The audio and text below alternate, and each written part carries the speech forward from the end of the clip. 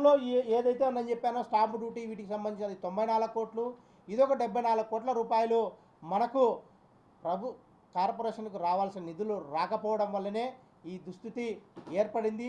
వీటన్నింటినీ కూడా కూలంకషంగా ప్రభుత్వం దృష్టికి, అలాగే ముఖ్యమంత్రి గారి దృష్టికి, అలాగే సిడిఎంఏ గారి దృష్టికి కూడా ఉత్తరాలు రాయడం జరుగుతుంది. తప్పకుండా ఈ నిధుల్లో మనం ఏదైతే మనం వసూలు చేసుకుంటేనే రాబో కాలంలో నగరపాలక సంస్థకు మనం ప్రజలకు మినిమం మౌలిక సదుపాయాలు కల్పించే వారం అవుతామని చెప్పేసి కూడా మీ ద్వారా అందరికీ తెలియజేస్తున్నాం. కాబట్టి ఇప్పటికైనా ప్రభుత్వము ఇమ్మీడియట్లీగా ఫేస్డ్ మేనర్లో సరే వీటన్నిటికీ కూడా బకాయిలు చెల్లించే కార్యక్రమం చెల్లించాలని చెప్పేసి మీ ద్వారా మేము రిక్వెస్ట్ చేసుకుంటున్నాం. అదే కాదు, మనం గమనించాల్సింది అంటే ఇప్పుడు ఏపీడీసీలు 4 కోట్ల రూపాయలు మనకు బాకీ ఉన్నా కూడా కడప నగరపాలక సంస్థ దాదాపుగా ప్రతి నెల 1,35,00,000 రూపాయల కరెంటు బిల్లు చెల్లిస్తున్నాం. మాకు 28 రోజుల లోపల చెల్లించకుంటే, నేను ఈ మధ్య కాలంలో కొంచెం గమనిస్తే సర్ఛార్జ్ అంటే ఇన్ టైంలో మేము డబ్బులు కట్టకపోవడం వల్ల ఈ 10-11 నెలల్లో దాదాపుగా 1,60,00,000 రూపాయలు పెనాల్టీ రూపంలో కట్టడం జరిగింది ఏపీఎస్సీ. అంటే మా దగ్గర ఫండ్స్ అవైలబుల్లో లేవు కాబట్టి వాళ్ళకి నెలకు బిల్లు చెల్లించాలి. బిల్లు చెల్లించినప్పుడు సర్ఛార్జ్ దాదాపుగా 2.3% 3.21% వాళ్ళు అపరాధ రుసుమేసి కడుతున్నారు. అట్టాడిది ఆ డబ్బులు సర్ఛార్జ్ కట్టిందే దాదాపుగా 2 కోట్ల రూపాయలు. అంటే ఇంత బర్డన్ కడప నగరపాలక సంస్థ, ఇంతమంది ప్రజలను మెయింటైన్ చేయాల్సిన నగరపాలక సంస్థను మనం కాపాడుకోవాల్సిన పరిస్థితి మా అందరి మీద ఉంది, ముఖ్యంగా ప్రభుత్వం మీద ఉంది. ఎందుకంటే మన గతంలో చెప్పినట్టే మనకు ఈ కడప నగరపాలక సంస్థకు పొటెన్షియాలిటీ తక్కువ, అంటే వచ్చే ఇన్కమ్ తక్కువ, ఖర్చులు ఎక్కువ ఉన్నాయి, ఇన్కమ్ తక్కువ ఉన్నాయి.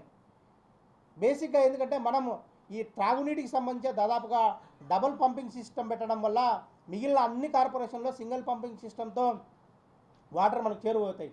కానీ మన నగరపాలక సంస్థలో మనకున్న సోర్స్ లింగంపల్లి నుంచి లోయర్ ట్యాంక్ బండ్కు బండి కనుమకు, లోయర్ బండి కనుమ నుంచి అప్పర్ బండి కనుమకు అంటే 2 సార్లు లిఫ్ట్ చేయాల్సిన అవసరం ఉంది. దీంతోనే మన కరెంటు బిల్లు, ఈ వాటర్ మెయింటెనెన్స్ ఛార్జెస్ ఎక్కువ వస్తున్నాయి అని చెప్పి గతంలో కూడా గుర్తించడం జరిగింది. కాబట్టి మేము ప్రభుత్వాన్ని ఒకటే నివేదిస్తున్నాం, ఇమీడియట్లీగా ఏవైతే మన హక్కుగా రావాల్సినటువంటి స్టాంపు డ్యూటీ, అలాగే మ్యూటేషన్ ఫీజులు, బీపీఎస్ ఎల్ఆర్ఎస్కి సంబంధించిన డబ్బులు, అలాగే మన బిల్డింగ్ అప్లికేషన్కి సంబంధించిన ఆ డబ్బులు కూడా ఇమీడియట్లీగా విడుదల చేయాలి.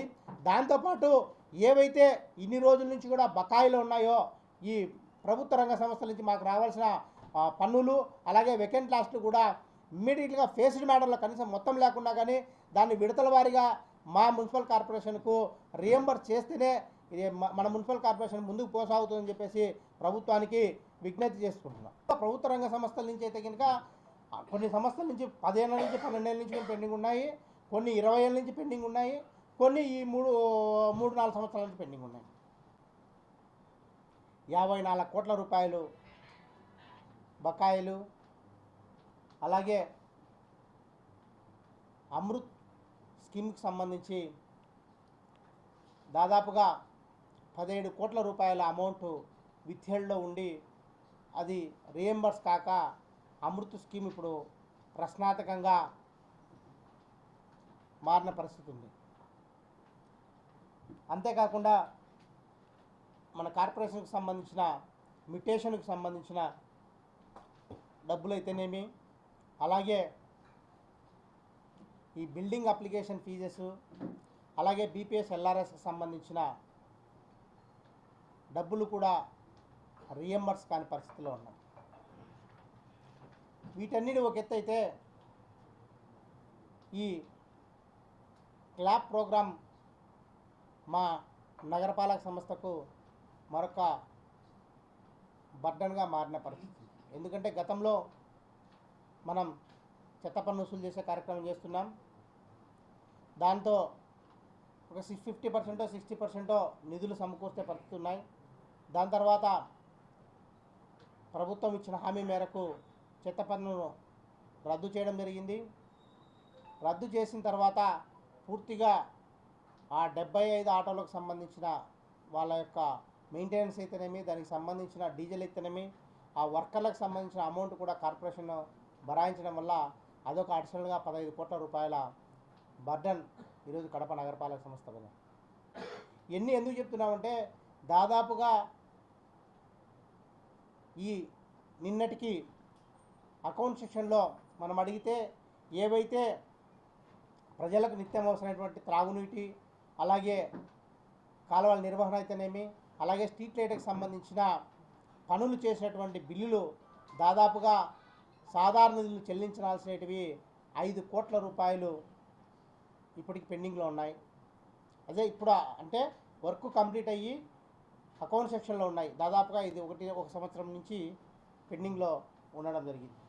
దాంతోపాటు ఇంకా 8 కోట్ల రూపాయలు పనులు జరగడం జరుగుతుంది. అంతేకాకుండా ఇంకొక 11 కోట్ల రూపాయలు టెండర్స్ కూడా పూర్తి చేసుకొని దాదాపుగా 4-5 నెలల నుంచి అవుతున్నా కూడా కాంట్రాక్టర్లు ముందుకు రాని పరిస్థితి. ఎందుకంటే సాధారణ నిధులతో పనులు చేస్తే మనకు బిల్లులు రావు అన్న ఉద్దేశంతో కాంట్రాక్టర్లు కూడా ముందుకు రాని పరిస్థితి. అవి టెండర్లు కొన్ని పిలిస్తే 4 కాళ్ళు, 5 కాళ్ళు, 6 కాల్స్ కూడా పిలిచినా ఎవరు రాని పరిస్థితి. ఎందుకంటే నిత్యం ప్రజలకు అవసరమైన ఎసెన్షియల్ పెట్టినా కూడా ఎవరు కాంట్రాక్టర్ పనిచేయని పరిస్థితిలో ఈరోజు కడప నగరపాలక సంస్థ ఉంది. వీటన్నిటికీ కారణం ఏదంటే ప్రభుత్వం ఏదైతే నిధులు మనకు హక్కుగా రావాల్సిన నిధులు రాకపోవడము, అలాగే కార్పొరేషన్ మీద అధిక బర్డన్ పడ్డం. ఏదైతే ఇవి మన బయట కార్పొరేషన్ యొక్క నిర్వహణ కాకుండా ఏవైతే గడ్డికోట ఉత్సవాలకైతేనేమి, అలాగే అనేక గవర్నమెంట్ ప్రోగ్రామ్స్కి అయితేనేమి, నిన్న మహిళా దిన ఇట ప్రతి ఒక్క గవర్నమెంట్ ప్రోగ్రాంకు మున్సిపల్ కార్పొరేషన్ మీదనే బటన్ పడడం జరుగుతుంది. అంటే దాదాపుగా 76,96,96 రూపాయలు మన ఏదైతే ప్రభుత్వ రంగ సంస్థల నుంచి మన మున్సిపల్ కార్పొరేషన్కు రావాల్సిన బకాయిలు పెండింగ్లో ఉన్నాయి. గతంలో దాదాపుకి ఇంకా ఎక్కువ ఉంటే అప్పుడున్నటువంటి కమిషనర్ గారు గవర్నమెంట్తో మాట్లాడి కొన్ని డిపార్ట్మెంట్స్ ఏవైతే సెంట్రల్ గవర్నమెంట్ డిపార్ట్మెంట్స్ ఉంటాయో వాటితో, అలాగే ఏవైతే ఇన్కమ్ సోర్స్ ఎక్కువ ఉంటాయో ఆ డిపార్ట్మెంట్తో మాట్లాడి దాదాపుగా 9-10 కోట్లు అప్పుడు ఆయన రాబట్టడం జరిగింది. దాని తర్వాత ఇవన్నీ కూడా మొండి బకాయిల మాదిరి పెరిగి మన ఊరికి అసెస్మెంట్ రూపంలో చూపిస్తున్నాం తప్ప ఇవి మన కలెక్షన్ అయ్యే రూపంలో ఉన్నది. ఉదాహరణకు మనకు రిమ్స్కి సంబంధించి దాదాపుగా 26 కోట్ల రూపాయలు మనకు బకాయి ఉండే పరిస్థితి ఉంది. పోలీస్ డిపార్ట్మెంట్ వచ్చేసి 8 కోట్ల రూపాయలు దాదాపుగా పెండింగ్లో ఉంది. అలాగే R&B డిపార్ట్మెంటు 3,50,00,000 రూపాయలు పెండింగ్లో ఉంది.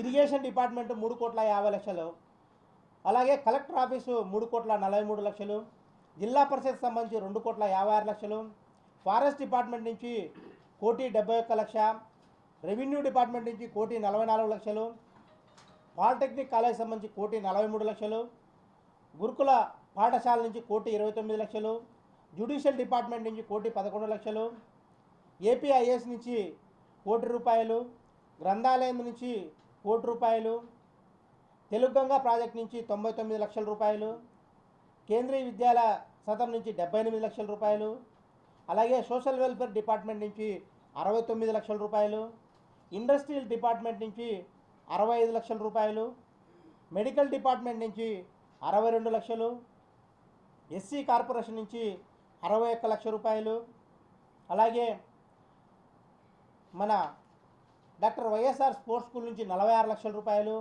ముఖ్యంగా ఏపీఎస్ పీడీసీఎల్ నుంచి 41,00,000 రూపాయలు, డిస్ట్రిక్ట్ రిజిస్టర్ ఆఫీస్ నుంచి 39,00,000 రూపాయలు, ఐసిడిఎస్ నుంచి 38,00,000, ఇలాగా ప్రతి ఒక్క డిపార్ట్మెంట్ ఏడి మార్కెట్ నుంచి 30,00,000 రూపాయలు, శిల్పారామం నుంచి 28,00,000 రూపాయలు, ఎస్టీ కార్పొరేషన్ నుంచి 20,00,000 రూపాయలు. ఇట్లా దాదాపుగా ప్రతి డిపార్ట్మెంట్ నుంచి మనకు రావాల్సిన బకాయిలు మొత్తంగా చూస్తే, దాంతోపాటు ఏదైతే పాత బస్టాండ్కు సంబంధించి మనం ఆర్టీసీ వాళ్ళకు రెంట్కి ఇవ్వడం జరిగింది. ఆ రెంట్ దాదాపుగా 3,23,00,000 రూపాయలు ఇప్పటికీ మనకు బకాయిలు ఉన్నాయి. ఏవి వాటికి రూమ్స్ కాకుండా మనం ఆ ప్రాపర్టీ మున్సిపల్ కార్పొరేషన్కి సంబంధించింది కాబట్టి దానికి సంబంధించి ఓల్డ్ బస్ స్టాండ్ నడుపుకోవడానికి ఏపీఎస్ఆర్టీసీ మనం లీజ్ బేసిస్తో గతంలో ఎప్పుడో ఇవ్వడం జరిగింది. దానికి సంబంధించి గతంలో వాళ్ళు కొంత పేమెంట్ పెట్టడం జరిగింది. దాదాపుగా ఈ మధ్యకాలం నుంచి 3,23,00,000 రూపాయలు పెండింగ్లో ఉంది. అలాగే ఏపీఎస్డిసిఎల్ వాళ్ళది 4,05,00,000 రూపాయలు పెండింగ్లో. వీటన్నింటి కలుపుకుంటే 76 కోట్ల ఉండే జిఎస్ ప్రభుత్వానికి ఒక ఉత్తరం లెటర్ రాసినారంట. +1 వాళ్ళ డిపార్ట్మెంట్లకు కూడా అందరికీ నోటీసులు కూడా సర్వ్ చేస్తున్నామని చెప్పడం జరిగింది. నేను మొన్న ఇవన్నీ కూడా నాకు 3 రోజుల ముందు ఈ టాస్క్ ఫోర్స్ ఏర్పాటు చేసి ఎవరైతే బకాయిలు ఉన్నాయో ఆ లిస్టు తీసుకుంటే అప్పుడు బయటపడిన ఇష్యూస్.